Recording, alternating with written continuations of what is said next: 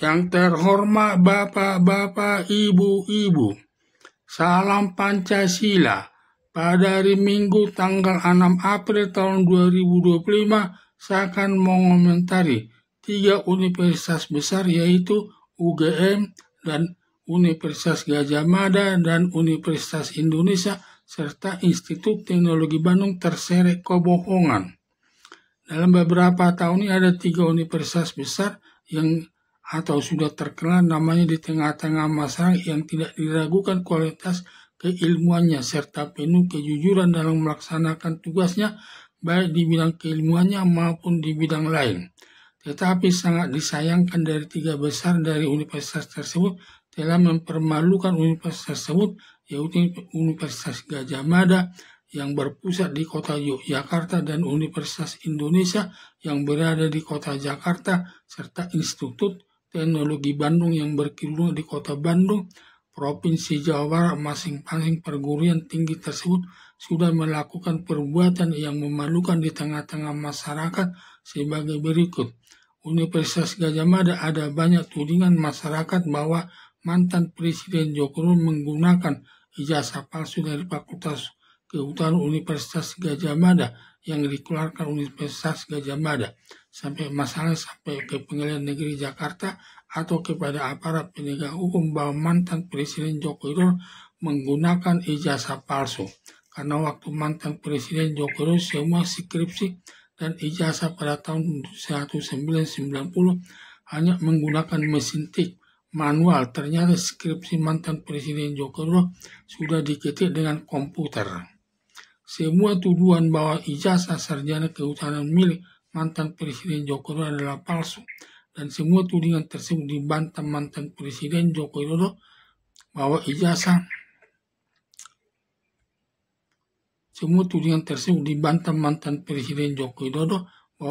sarjana kehutanannya adalah asli. Tetapi biasa dalam berperkara tidak ada yang mengakui perbuatannya seperti perilaku korupsi.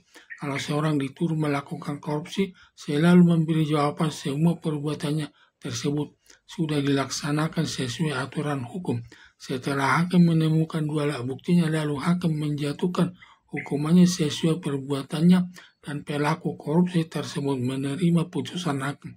Seharusnya kalau tidak benar melakukan korupsi, harusnya tersangka korupsi tersebut naik banding ke pengadilan tinggi.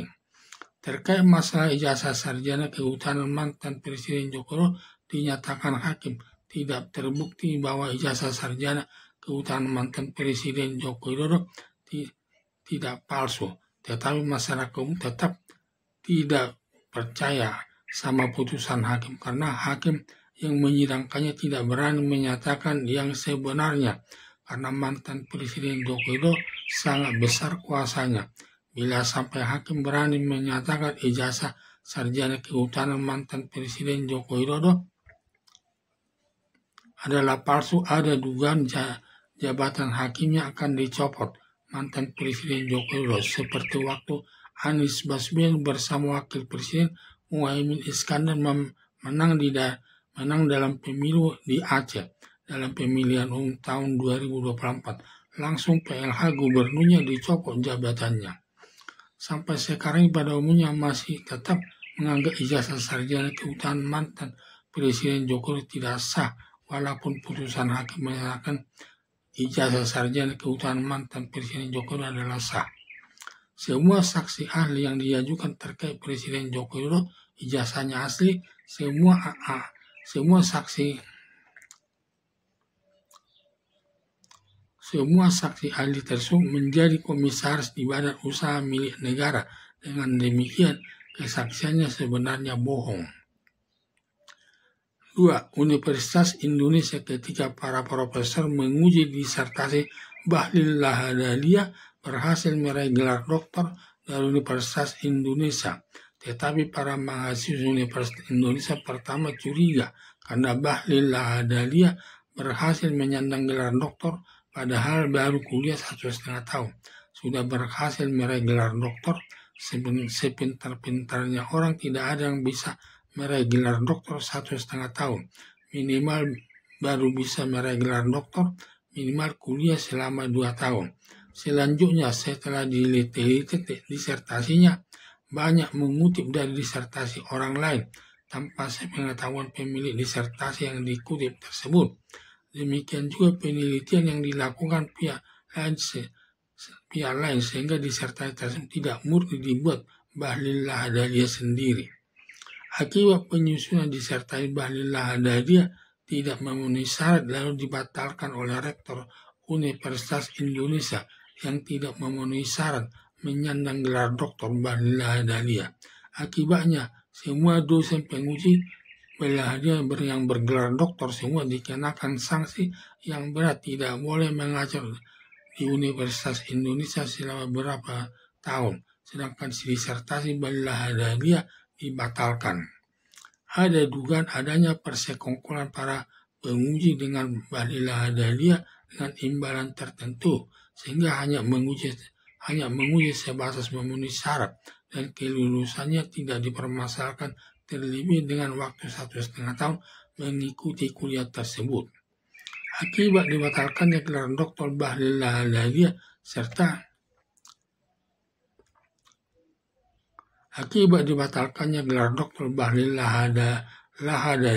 serta dihukumnya para dosen penguji tersebut membuat alma mater Universitas Indonesia rusak di mata masyarakat. Padahal para lulusan Universitas Indonesia banyak memegang jabatan penting di lingkungan pemerintahan maupun di lingkungan swasta. Untuk mengembalikan nama baik Universitas Indonesia di tengah-tengah masyarakat bukan hal yang mudah, penuh kesulitan. 3. Institut Teknologi Bandung, di mana pendidikan yang disampaikan masalah teknologi yang banyak berguna di masyarakat, terlebih dalam penyelenggaraan pemilihan umum yang diikuti 3 calon presiden. Pertama, calon presiden Anies Baswedan bersama wakil presiden Muhaimin Iskandar. Kedua, calon presiden Prabowo Subianto bersama calon wakil presiden Gibran Rakabuming. Ketiga, calon presiden Ganjar Pranowo bersama calon wakil presiden Mahfud MD. Selama dalam kampanye 3 calon presiden dan calon wakil presiden, di mana calon presiden Ganjar Pranowo bersama calon wakil presiden Mahfud MD, di mana dalam setiap kampanye suaranya tertinggi dari saingannya dalam pemilihan tersebut. Jangan sampai terjadi 2 kali putaran, cukup 1 kali putaran untuk menghemat biaya penyelenggaraan pemilihan calon presiden dan calon wakil presiden. Ada dugaan agar mantan Presiden Joko Widodo minta kepada Komisi Pemilihan Umum menggunakan Sirekap dalam menghitung suara serta dapat mengatur perolehan suara terbanyak yang masuk. Sehingga pada saat pelaksanaan pemilihan umum atau pemungutan suara tersebut dilakukan pemungutan suara tidak begitu lama, hasilnya dapat dihitung lewat Sirekap, dapat menentukan pemilihan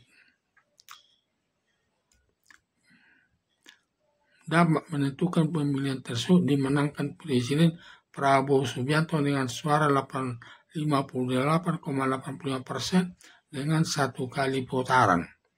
Penggunaan Sirekap dalam pemilihan presiden dan calon wakil presiden dapat mengatur jumlah suara serta dapat menentukan besarnya suara yang diperolehnya.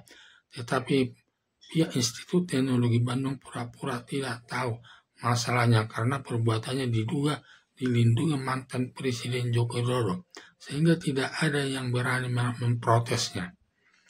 Roy Suryo, seorang ahli matematika, tidak tepat menggunakan Sirekap dalam pemilihan umum calon presiden dan calon wakil presiden, dapat menyalahgunakan suara yang berhasil diperoleh.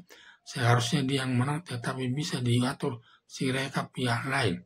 Yang menang dalam hal ini dimenangkan Presiden Prabowo Subianto bersama wakil presiden Gibran Rakabuming.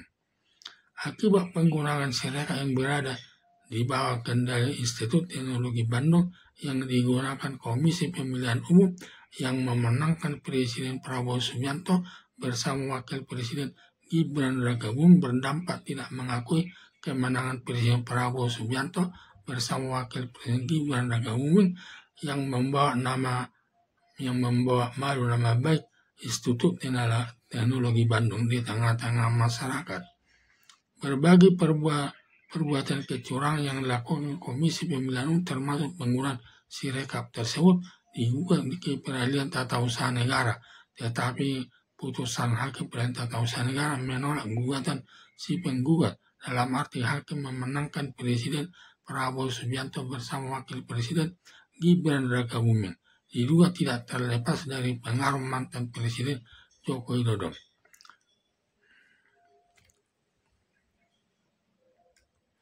Harapan saya, tiga universitas besar yaitu Universitas Gadjah Mada atau UGM dan Universitas Indonesia atau UI serta Institut Teknologi Bandung atau ITB terseret melakukan kebohongan ketiga universitas ternama tersebut, berakibat nama baiknya jatuh di tengah-tengah masyarakat yang bertentangan dengan falsafah Pancasila sebagai dasar negara Indonesia. Sekian dan terima kasih.